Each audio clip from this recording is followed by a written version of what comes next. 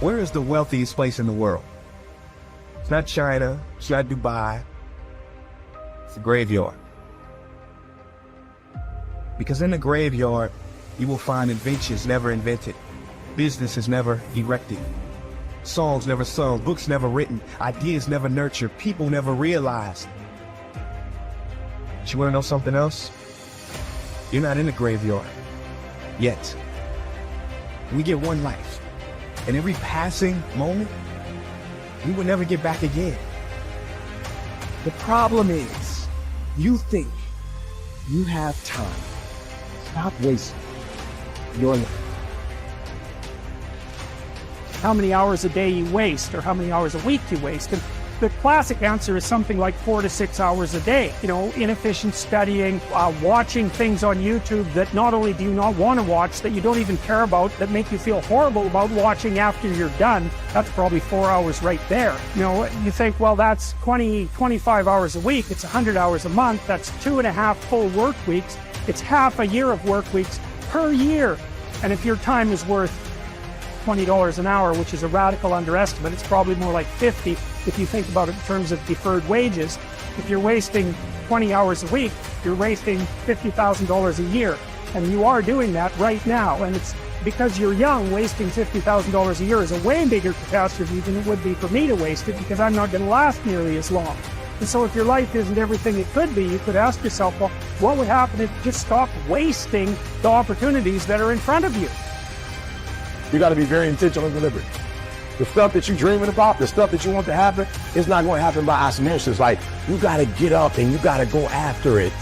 And what the devil wants you to do, what the enemy wants you to do, is get distracted and focus on stuff you shouldn't be focusing on. He wants you to stay in bed. What he would love to do is for you to waste these next 2 to 3 weeks. People spend time waiting for when the time is going to be right. They're waiting for the pieces to fall into place. They're waiting for the planets to align. They're waiting for everything to be all set. It's not going to happen. You want to know when the time is right? The time is right now. All you have to do to kill procrastination is to start. More active and commendable still is the person who is waiting for the daylight and intercepts the first rays of the sun. Shame on him who lies in bed dozing when the sun is high in the sky, whose waking hours commence in the middle of the day.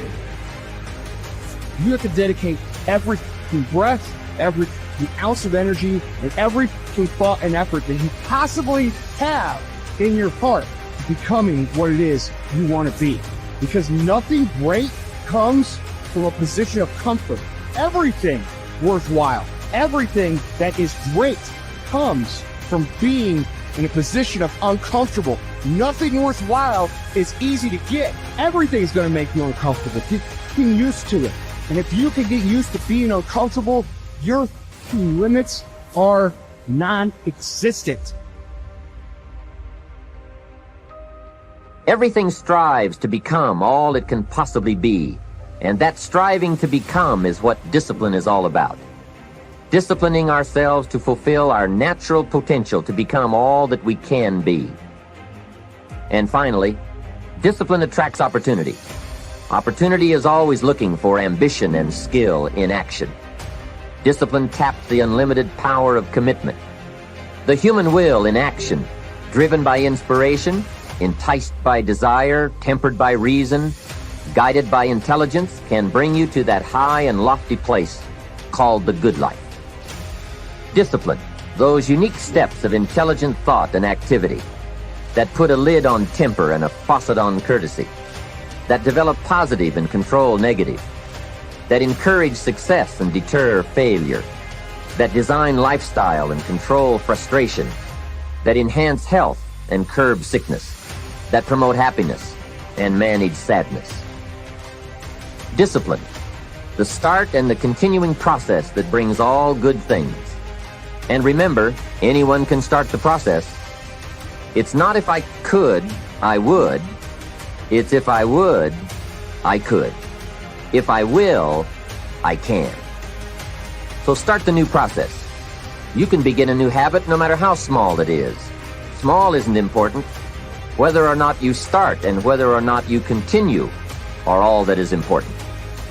And don't be deluded by an affirmation. Only affirm what you are truly prepared to do. Many of us delude ourselves with our words into believing that we're making changes and making progress, when in fact our daily activity is taking us in the exact opposite direction of our affirmations. Why would you walk in the opposite direction of your dreams? The man dreams of wealth and walks daily towards certain financial disaster.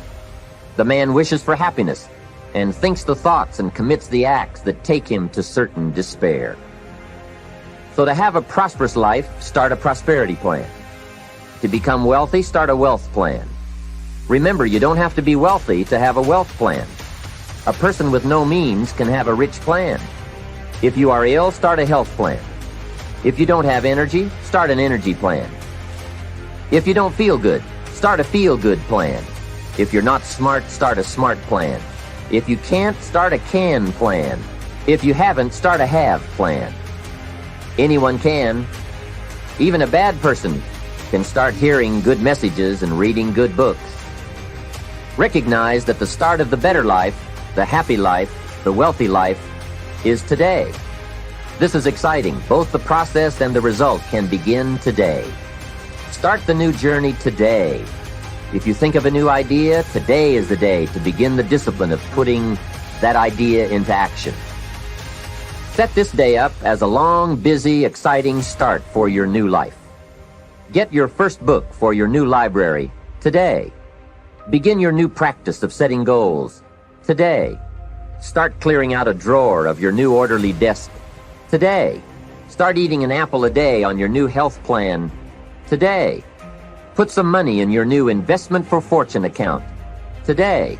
Start reading with intensity for your new wealth of mind plan today. Write a postponed letter today. Make a delayed telephone call today. Pick up your camera and take a picture of something to start your new treasury of photographs today. Get some momentum going on your new commitment to the better life. See how many activities you can pile on in this first day. Go all out. Break away from the negative downward pull of gravity. Start the thrusters going. Prove to yourself that waiting is over, hoping is past, and that faith and action have now taken charge. It's a new day, a new beginning for your new life. With discipline, you can't believe the list of positive moves you can make in the first day of your new beginning. What have you got to lose? Only the despair and fear and guilt of the past. Only the dissatisfaction and unhappiness and lack of fulfillment of the past. Only the frustration and low self-esteem of the past. Don't let yourself forget how many doctors have died, furrowing their brows over how many deathbeds, how many astrologers after pompous forecasts about others' ends, how many philosophers after endless disquisitions on death and immortality, how many warriors after inflicting thousands of casualties themselves, how many tyrants after abusing the power of life and death atrociously, as if they were themselves immortal. How many whole cities have met their end? Haile, Pompeii, Herculaneum, and countless others. And all the ones you know yourself, one after another. One who laid out another for burial and was buried himself, and then the man who buried him, all in the same short space of time. In short, know this. Human lives are brief and trivial. Yesterday, a blob of semen. Tomorrow, embalming fluid, ash.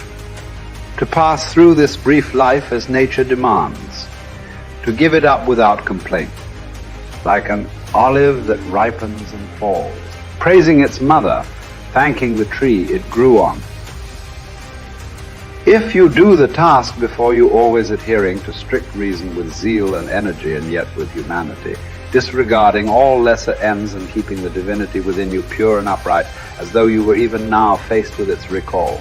If you hold steadily to this, staying for nothing and shrinking from nothing, only seeking in each passing action a conformity with nature, and in each word and utterance a fearless truthfulness, then the good life shall be yours. And from this course, no man has the power to hold you back. Soon you'll be ashes or bones, a mere name at most. And even that is just a sound, an echo. The things we want in life are empty, stale and trivial. Dogs snarling at each other, quarreling children, laughing and then bursting into tears a moment later. Trust, shame, justice, truth, gone from the earth and only found in heaven. Why are you still here? Sensory objects are shifting and unstable. Our senses dim and easily deceived. The soul itself a decoction of the blood. Fame in a world like this is worthless. And so, wait for it patiently, annihilation or metamorphosis. And until that time comes, what? Honor and revere the gods. Treat human beings as they deserve. Be tolerant with others and strict with yourself. Remember, nothing belongs to you but your flesh and blood, and nothing else is under your control.